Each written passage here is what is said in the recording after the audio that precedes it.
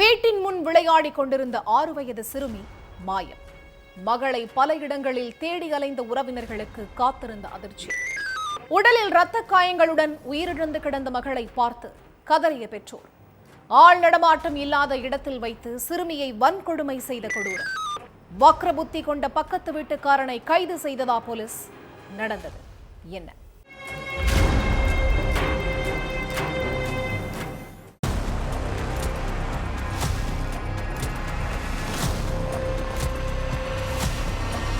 வீட்டு வாசல்ல விளையாடிட்டு இருந்த 6 வயது சிறுமியை காணமேன்னு பெத்தவங்க பதறி போயிருக்காங்க.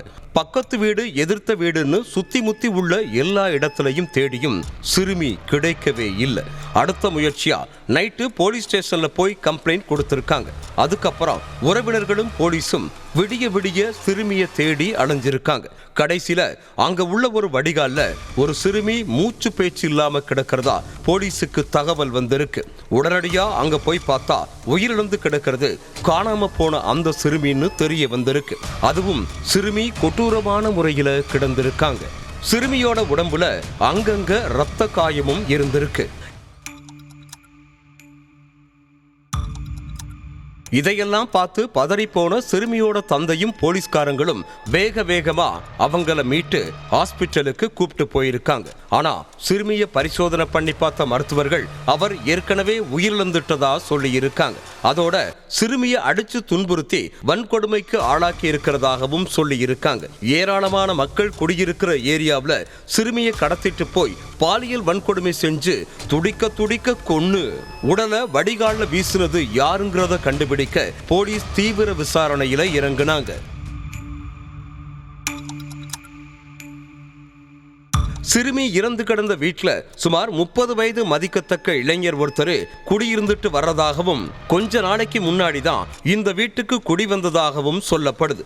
இந்த வீட்டுக்கு குடி வந்து கொஞ்ச நாள் தான் ஆகுதுங்கிறதால அந்த நபரை பத்தின எந்த விவரமும் யாருக்குமே தெரியல. அதே நேரத்துல அவன் பேரு யூசுப் மீர்னு அவன் மேல ஏற்கனவே சில வழக்குகள் நிலுவையில இருக்கிறதாகவும் சொல்லப்படுது. அதனால அவன் மேல சிறுமியோட அப்பாவுக்கு சந்தேகம் வரவே போலீஸ் கிட்ட சொல்லி இருக்காரு. கர்நாடக மாநிலம் பெங்களூருல உள்ள ஒயிட்ஃபீல்டு பகுதியில தான் 6 வயசு சிறுமி தன்னோட பெற்றோர் கூட வாழ்ந்துட்டு இருந்தாங்க. மேற்கு வங்கத்தை சேர்ந்த அவங்க கடந்த சில மாதங்களுக்கு முன்னாடி தான் பிழைப்புக்காக பெங்களூருவுக்கு வந்திருக்காங்க. சிறுமியோட அப்பா அதே ஏரியாவில் உள்ள தனியார் கம்பெனில ஹெல்பர் வேலை பார்த்துட்டு இருக்காரு.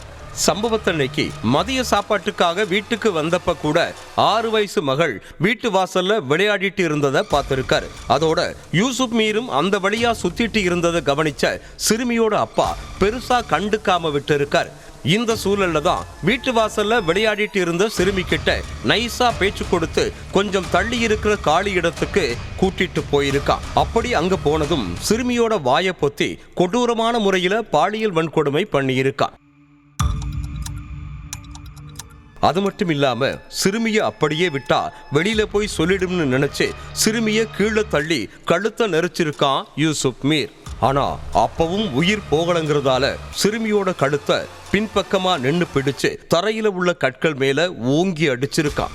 இதுல அதிகப்படியா ரத்தம் வெளியேறி சம்பவ இடத்திலேயே உயிரிழந்துட்டாங்க அந்த சிறுமி. அதுக்கப்புறம் அங்க இருந்து புறப்பட்ட யூசுப் மீர் எதுவுமே நடக்காத மாதிரி அவன் வீட்டுல போய் இருந்திருக்கான். சிறுமியோட அப்பா கொடுத்த புகாரை வச்சு அந்த யூசுப் மீரை பிடிச்சு விசாரிச்சதுல சிறுமிய பாலியல் வன்கொடுமை பண்ணி கொலை பண்ணது தான் எல்லா உண்மைகளையும் சொல்லி இருக்கான். அடுத்து யூசுப் மீர் மேல கொலை வழக்கு பதிவு பண்ண காவல்துறையினர் அவனை கைது பண்ணி சிறையில தள்ளி இருக்காங்க.